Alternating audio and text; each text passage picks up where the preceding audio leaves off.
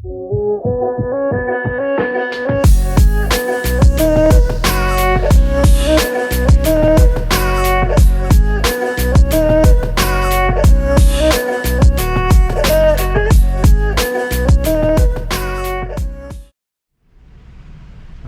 everyone, I am so excited to share this travel diary with you where I visit the oldest town outside of China.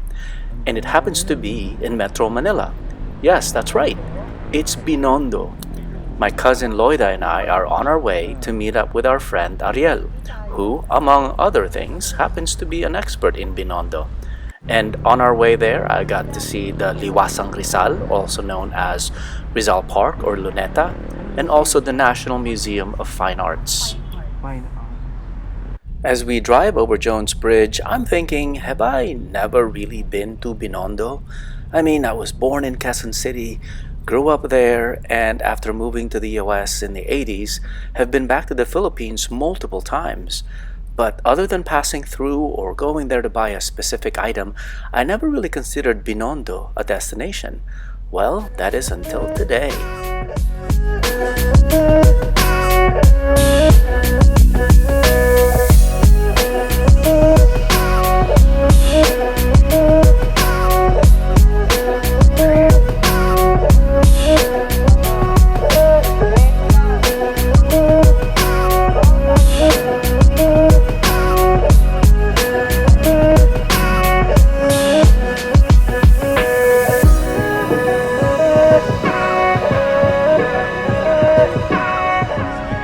It's Saturday morning and already the streets are bustling with activity, and my senses were inundated by the sounds of cars and motorcycles and the chatter of people passing by or taxiing their pets on their bikes like this guy, and the smell of many fried and no doubt delicious goodness coming from restaurants and food vendors.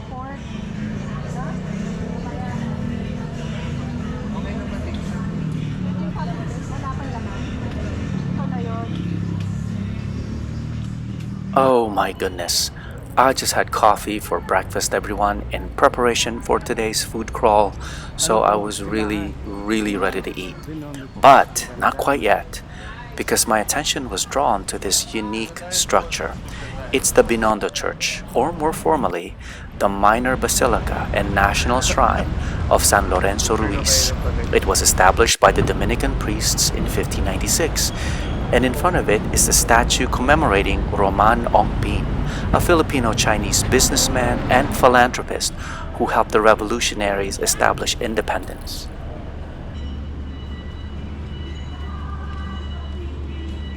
Moving on from the Binondo Church, we spot the store serving a variety of milk teas with those sweet tapioca pearls or sago in them. And right next to it is the famous Ng Bi Tin Chinese Deli, which is the hopia brand I see in all the Asian markets near me. And this Binondo Bites vendor has a long line waiting for fried soup dumplings, which was made popular by TikTok and Instagram bloggers. Okay, we were definitely getting super hungry after passing by many food stalls and restaurants, so Ariel took us off the beaten path down this esquinita or alleyway to a very unassuming restaurant called Quick Snack. I mean, if you weren't paying attention, you would totally miss it. I was dubious at first, but man, was I in for a treat.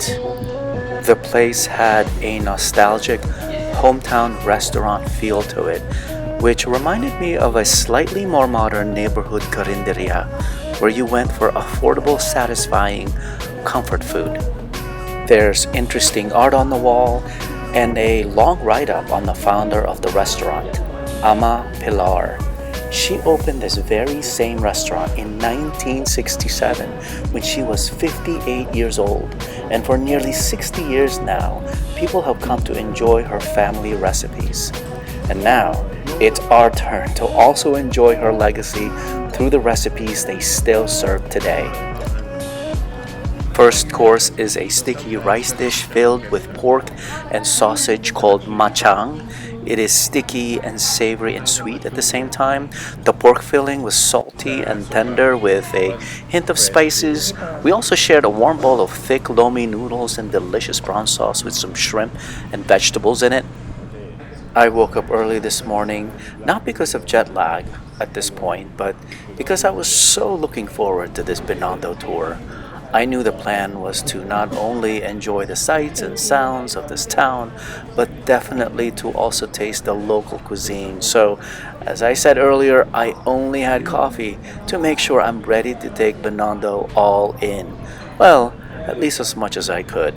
The delicious machang with its hefty pieces of pork and the warm, thick soup were definitely hitting the spot. We also enjoyed both fresh and fried lumpias, the textures and flavors of which provided a nice complement to the machang and the soup, and of course a nice cold cup of sagot gulaman to wash it all down. What an incredible first stop! After our first meal, we walked a little bit to burn off some of that goodness we just had a quick snack to make room for more Binondo delicacies. A short walk from Quick Snack on Ongpin Street is Lord Stows Bakery, which specializes in egg tarts. These tiny little tarts look like little pies with an egg custard on a buttery flaky crust.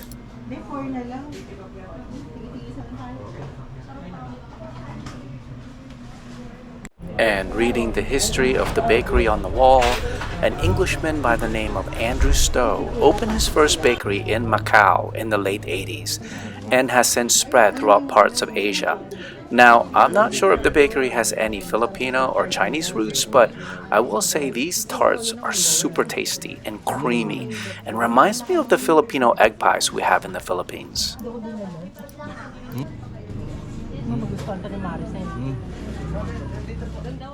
After quickly satisfying our sweet tooth, we were eager to go out again and explore more of Binondo. We were also looking to get some pasalubongs, so our next stop was a local market called B Tin Grocery that sold many food items. The whole store is not very big, but it is packed full of so many different types of packaged products. There are certainly a lot of dried fruits and produce, which are used to either be included as part of a recipe to make a specific dish or to be consumed directly as part of a meal or a snack. I do feel like this is really a one-stop shop if you are looking to make a Chinese inspired meal or to simply just satisfy your cravings for a quick bite.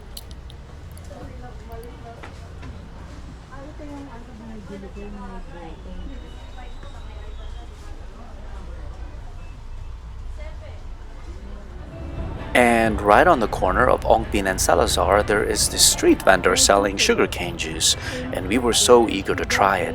There's a small crowd surrounding a couple of guys using this pressing machine to extract the juice out of a sugarcane, or tubo, as it goes in Tagalog. I can't say I remember when the last time was when I had pure sugarcane juice directly out of a tubo. I do have a vivid recollection, weirdly enough, of when I was a kid. Maybe I was around 8 or 9 years old when my dad took me to his friend's house in Quezon City, and they had a small sugarcane field in their backyard. One of the adults cut one down and peeled it so we can suck on the juice. I remember it was fibrous and hard, and as a little boy, I can imagine it nearly being impossible to get even a drop. But there I was. I tried, and I think I loosened a few baby teeth in the process. And this drink I got definitely aligned to what I remember. Sweet with a slight plant taste to it, like a very subtle green tea.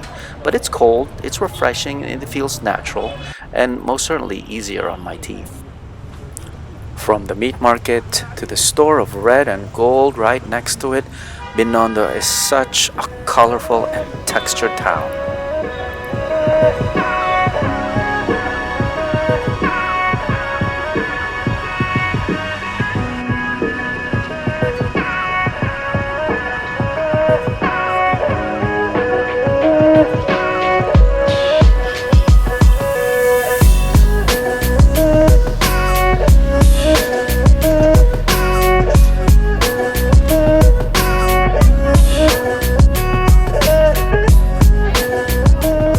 checked out the fried siopao at the Shanghai Fried Siopao shop, as well as the bicho bicho from the Oishekun Chinese bites. Bicho bicho is like a long donut, deep fried and coated in sugar. Kind of reminds me of the churros I'm familiar with back in the US.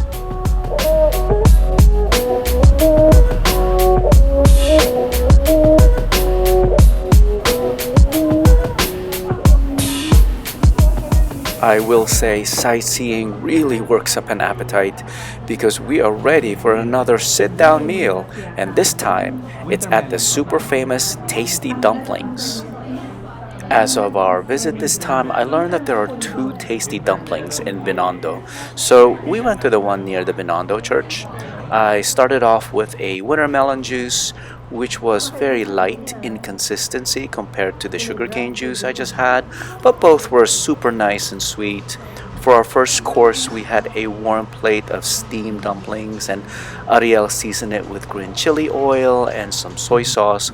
I couldn't wait to taste it and see how it compared to what I've had from other places. And I will say it did not disappoint.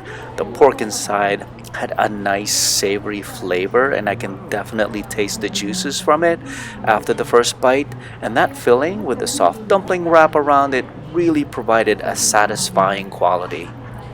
While the dumplings were indeed super tasty, the highlight of this food experience was their amazingly popular pork chop rice. Instead of the rice, I substituted the noodles. Now, that big pork chop was like nothing I have ever seen.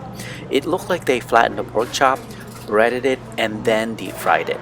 Whatever magic seasonings they added to it made the pork chop very flavorful and juicy and crunchy at the same time.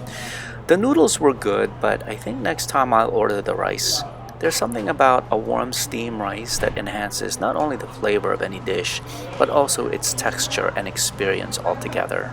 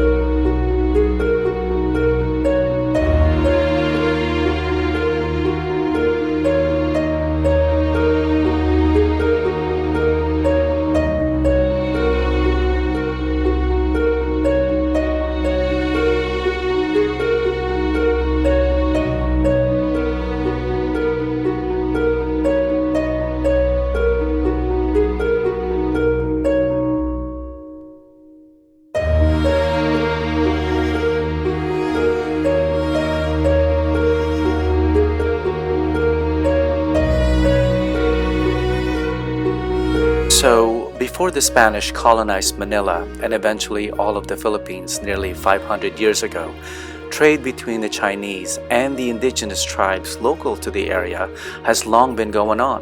A strong Chinese-Filipino culture has thrived in this area for a long time.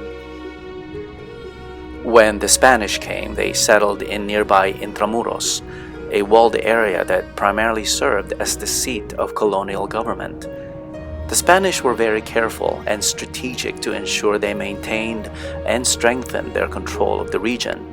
They didn't trust the Chinese, or Sanglays as they were referred to at the time, fearing that the emperor would launch an invasion, and made the Sanglays live in an area right outside of Intramuros, in what was called the Parian, to keep a close eye on them. Then in 1594, the Governor-General Luis Perez Dasmariñas moved the Sanglays who converted to Christianity to a better area across the Pasig River in what is today called Binondo. A couple of years later, the Binondo Church opened.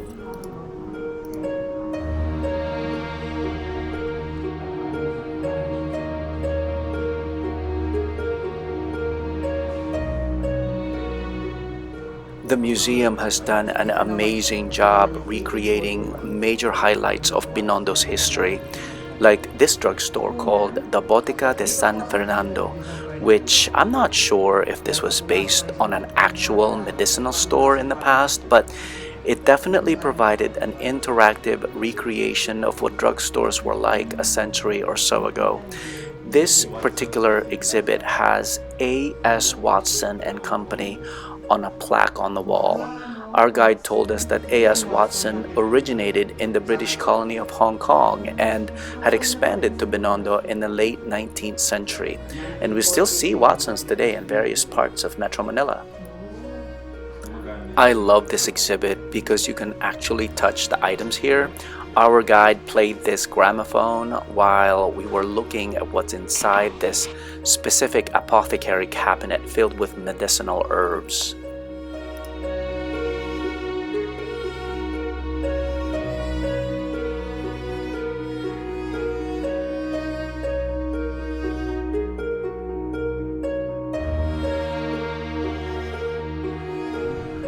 Part of the experience and the charm of this museum was role-playing, where I put on a barong and a hat and we took pictures in what looked like it might have been a living room of an upper-class Chinoy back in the day.